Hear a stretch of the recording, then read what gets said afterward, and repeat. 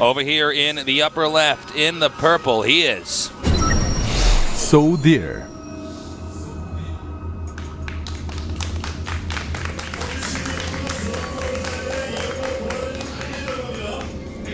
His opponent of the same team here in the blue, he is.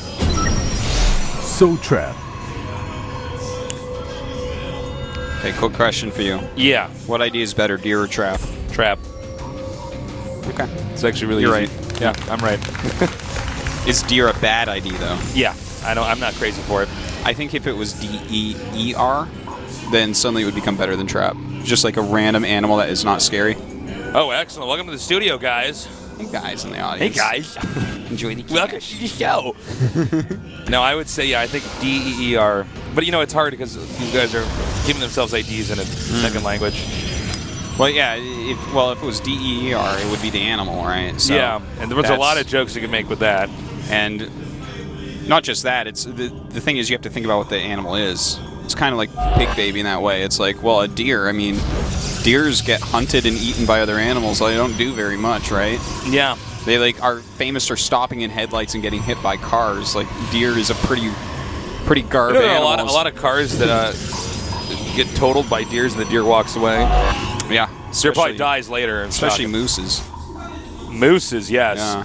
Meese. Meese-artosis. Yes. You can hit a moose with a tank and the moose walks away.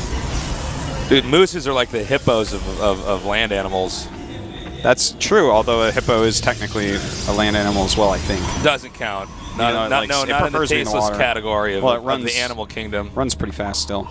By the way, guys, today we actually have Heaven observing for us instead of Legend. Oh, that's true, yes. Yeah, so you might see some different observing techniques. Heaven's the OG observer. That's true. He's observed for a very long time. Yeah. Very talented. In fact, he taught Legend how to observe. Yeah. Oh, he didn't spot that second gate. Oh, that's actually Wait, is he going to come back in here? There he you will. go. Okay. So he spots it. Okay, big deal that he did spot that. You definitely want to know. Doesn't make... Well, it's a big deal in one way. He knows that there's two gates, and that helps him to narrow down what's going on now. That is a really quick Twilight from Deer. And, of course, that could be for Blink or it could be for DT, but that is so fast that... Like, for instance, if this is a fast expand into Robo, a DT build would be really nice against it. But he scouts how quick it is. And now Deer, no matter what he had planned before, probably will go Blink. Yeah, I mean, to go DT that's banking on the fact that your opponent would know how to put 2 and 2 together. You know? I wonder what that Twilight's for. That's weird. It's going to be a Dark Shrine anyways. Oh, wow, okay. And the cool thing show about... us what you got, Deer. In Heart of the Swarm with that new, better Dark Shrine, and just kind of the way the matchup works overall, you still can go DT even if they know you're going DT. Like the threat of DT itself is powerful. And it looks like we're going to have a 3-gate here by Deer. Now, one thing about DTs is if they don't get inside the base and do any damage, you can park them outside in a corner, and when they attempt to leave, you can run into the main and start killing off probes. You can do the same, similar to like what you can do when you warp in Zealots if they're trying to all-in you. Warp in Zealots and run them into their mineral line. Well, we have a Robo on the way for both players here, so that Robo going to do a good job against the DTs. And this is basically the DT Immortal opener that is pretty popular. Like, Rain used it against Trap to beat him in the last round. And it's something that the SKT1 team has used a lot overall. But here we go. This little bit of an attack starting. And this is exactly how you do this as Deer. You throw down that first force field to slow it down, and then you use the Nexus Cannon if they really commit. And that's what he's going to have to do coming up here. He's going to hit the sentry! And he was being a little bit greedy there with how late he did the Nexus Cannon. But now there is a pylon over here warping in, and that Dark Shrine is done. It finishes. Very nice. The DT is now going to wreak havoc here at the pro lane. Nice force field. Yeah, really nice one. Slowing him down as much as possible. We'll see how many probes he can actually end up getting. So far, doing a pretty good job. This has already paid for itself. Yeah. Wow, look at lost that. mining time, probes killed, and he's going to get out. That is so good. Or maybe not. No, yeah, he'll get it now. Okay. Okay, he gets it, but 5 probes, lost mining time, and forcing that mothership core spell to be used. Energy. And there was also a force field used against it. That was an extremely effective Dark Templar. Yeah, these Stalkers are going to come out here. He's going to want to back off when he sees that Immortal. There's no way he's going to win that engagement. Some really solid play here. Now he's coming up the ramp here. Now remember, his Mothership core isn't over there yet, so he can't see up the high ground once that Zealot is killed, and that is exactly what just happened there. I wonder how much energy he has on his Mothership core right now. Look at this, going down the ramp, trying to pick off anything he possibly can. Oh, that was a big mistake there by Deer. He did to get force fielded out of your base with one of your Immortals. That's like the most important unit right now. Yep, more units warp in and down here on the low ground. The Mothership core going to peek out here. Now he's going to send these 2 Zealots over into the main now. Now this could be a serious problem for Trap. You have to think Trap probably aware that this is a possibility, since in DT openers, like 99% of the time, there's always a pylon outside your base somewhere. That is so true. And in fact, he does have some units here to stop it. But we do have a Warp Prism on the way right now for Deer as well, and that's going to give him a lot of options. DT drops, just getting down his ramp overall is going to be a lot easier. And he has 2 Immortals, so he could go Immortal drops as well, which is super, super powerful. Yeah, it certainly is. So he's got a little bit of a ground control here, Trap does, but yeah, with a Warp Prism on the way, it does change everything. And it looks like now Trap is going to have to go ahead and expand. And you were right, Artosis, it is going to be an Immortal drop. This can kill off workers very quickly, or even Stalkers, stray Stalkers. If you micro this right, like the amount you can kill with this when they don't have a Stargate is unbelievable. And watch this, he's just going to start picking things off right away. Just micro away that Warp Prism. Gotta be careful there. That is getting pretty low. Oh my God! Bit of an overcommittal, but he does get the rest of his units down the ramp, so at least there's that. Yeah, wow, that was a surprising turn of events there. Well, this sentry will most certainly be picked off, but the rest of Trap's army is going to go ahead and head back to his base. Deer looking good, looking poised to push out on the map. I'm questioning if it would be wise for Trap to actually expand here.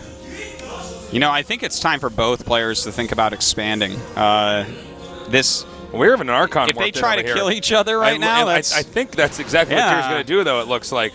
Deer is actually going to try to run his opponent over here. I think what he's done is he's decided, since he killed off so many units, okay, hold on, I'll get to that in a second. Well, the double Immortal makes those Stalkers pretty bad, but he does have some force fields. He does have his Mothership core, and he has his own Immortal as well. It doesn't matter with the force fields because he has the Archon. He can just walk on that. Well, that's exactly the way you use something like this. He's zoning things out, making that Archon walk back, and kills it, targets it down. Beautifully played. And, Oh, and now he's going to have the Warp Prism come in here. You know, with that Mothership core, he's just got to be careful. He does not want to lose that. No, it is not complete. It looks like he's just going to hold this without too much more problem. With the Warp Prism dead and all, and behind this, Deer is making his Nexus. It does get pretty hard to kill each other in the early game after a little bit. Yeah, you eventually have to kind of chill out and get an expansion up there. Trap is actually getting his own Warp Prism. Oh my God, that was so good. Wow. Oh, I can't believe it got out, though. Excuse me. So Trap is just got his own Warp Prism and is going Colossus Tech on one base, whereas, Deer getting Colossus Tech right now. Now, this Warp Prism actually has to do something, or Deer is just going to win this game, because with an expansion Colossus Tech, you are going to just kill the one base Colossus guy every single time. Yep.